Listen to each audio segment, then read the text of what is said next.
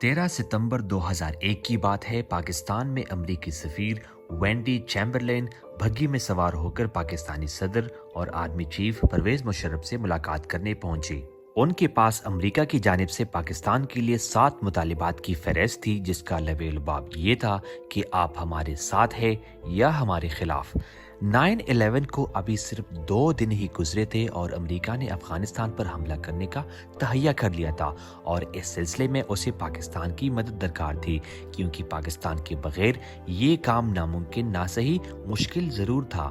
Chamberlain امریکی سفارت خانے سے ایوان صدر پہنچی۔ ان کی ملاقات دراصل پہلے سے تھی کیونکہ انہوں نے کچھ ہی دن قبل امریکی سفیر کا عہدہ سنبھالا تھا، اور سفارتی رسم کے مطابق انہیں اپنے کاغذات صدر کو پیش کرنا تھے، لیکن 9/11 کے پیش نظر اس ملاقات کی اہمیت اور نوعیت کچھ سے کچھ ہو چکی تھی۔ امریکی مصنف سٹیو کول نے اپنی کتاب ڈائریکٹریٹ ایس میں لکھا ہے کہ جنرل مشرف سے ملاقات کے آغاز پر ہیلو ہائی کے فوراً بعد چیمبرلین نے اپنی ٹائپ شدہ مطالباتی فہرست نکالی اور پڑھ کر سنانے لگی۔ ان مطالبات میں القاعدہ کے اہلکاروں کو سرحد پار حملے سے روکنے، پاکستان سے افغانستان جانے والے تمام اسلحے کی ترسیل کو روکنا، امریکی جنگ جہازوں کو ملک کے اوپر سے گزرنے کی آزادی، امریکی پاکستانی فضائی اور بحری اڈے اور سرحدیں حسب ضرورت استعمال کرنے کی اجازت، مشتبہ دہشت گردوں کے بارے میں انٹیلیجنس معلومات اور طالبان کی ہر قسم کی ایندھن کی فراہمی کو بند کرنا شامل تھا۔ چیمبرلین کو یہ فہرست امریکی وزیر دفاع کولن پاول اور نائب وزیر دفاع رچرڈ آرمیٹیج نے بھیجی تھی، اور ساتھ یہ بھی تاکید کی تھی کہ آخر میں یہ ضرور پوچھنا کہ آپ ہمارے ساتھ ہیں یا ہمارے خلاف۔ جنرل مشرف نے چیمبرلین کی فہرست سن کر جواب دیا، میں آپ کے ساتھ ہوں، خلاف نہیں ہوں۔ اتفاق کی بات ہے کہ ISI کے سربراہ جنرل محمود احمد ان دنوں امریکہ کے دورے پر گئے ہوئے تھے اور 9/11 کی صبح واشنگٹن میں موجود تھے۔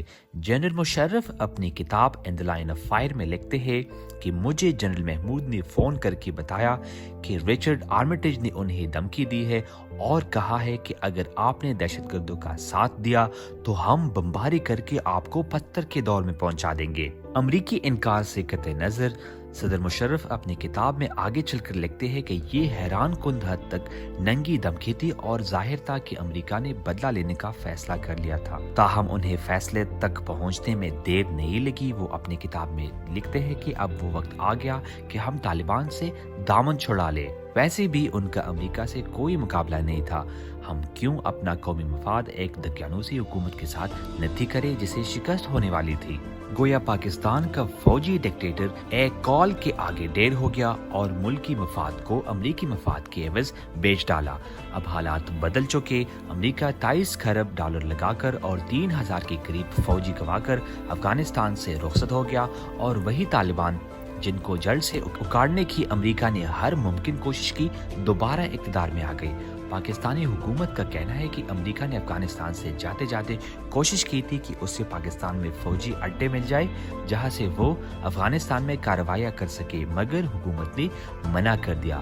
سابق وزیر اعظم عمران خان نے ایبسلیوٹلی ناٹ کی پالیسی متعارف کروائی، جس کے تحت انہوں نے جون میں امریکی اخبار واشنگٹن پوسٹ میں لکھا کہ امریکہ کا ساتھ دینے کی وجہ سے پاکستان کو شریک مجرم قرار دیا گیا، جس کی وجہ سے ہمارے ملک میں تحریک طالبان پاکستان اور دوسری تنظیموں کی جانب سے دہشت گردی کا نشانہ بنایا گیا۔ انہوں نے مزید لکھا کہ اگر ہم امریکہ کو اپنے ملک میں اڈے دے دیں تو پاکستان کو ایک بار پھر دہشت گردوں کی غیظ و غضب کا نشانہ بننا پڑے گا، اس لیے ہم امن کے شراکت دار تو ہو سکتے ہیں، جنگ کے نہیں۔